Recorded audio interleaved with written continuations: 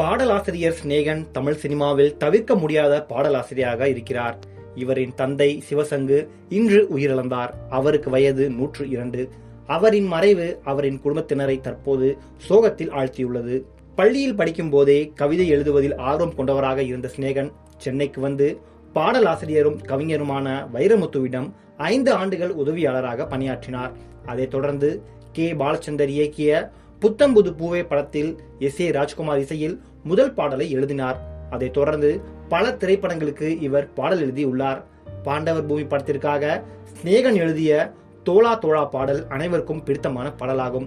சுமார் 70க்கும் மேற்பட்ட திரைப்படங்களுக்கு மேல் பாடல் எழுதி தமிழ் சினிமாவில் ஒரு தவிர்க்க முடியாத பாடலாசிரியராக இருக்கிறார்.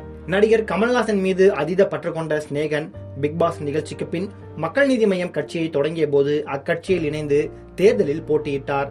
அது மட்டுமில்லாமல் தனது நீண்ட நாள் காதலியான சீரியல் நடிகை கன்னிகா ரவியை கமல் முன்னிலையில் அவர் தாலி எடுத்துக் கொடுக்க திருமணம் செய்து கொண்டார்.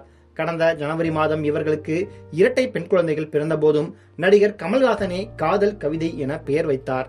இந்நிலையில் சிநேகனின் தந்தை சிவசங்கு இன்று அதிகாலை 4:30 மணியளவில் வயது மூப்பு காரணமாக உயிரிழந்தார்.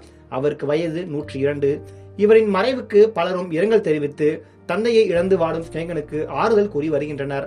நட்புக்குரிய திரையுலக நண்பர்களுக்கும் ஊடக நண்பர்களுக்கும் அனைத்து கட்சி அரசியல் தோழர்களுக்கும் வணக்கம். எனது தந்தையார் இன்று அதிகாலை 4:30 மணியளவில் காலமாகிவிட்டார் என்ற துயர தகவலை தெரிவித்துக் கொள்கிறேன்.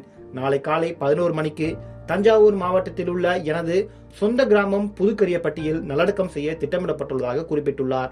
சிநேகன் பிக் பாஸ் நிகழ்ச்சியில் கலந்து கொண்ட போது ஃபைனல் நிகழ்ச்சிக்கு வந்திருந்த சிநேகனின் தந்தை, என் மகனுக்கு எனக்கு பிறகு யாரும் இல்லை, அவனுக்கு திருமணம் செய்து வைத்து பார்க்க வேண்டும் என்பதுதான் என் ஆசை என கமல்ஹாசன் முன்னிலையில் கண்கலங்கி பேசியிருந்தார்.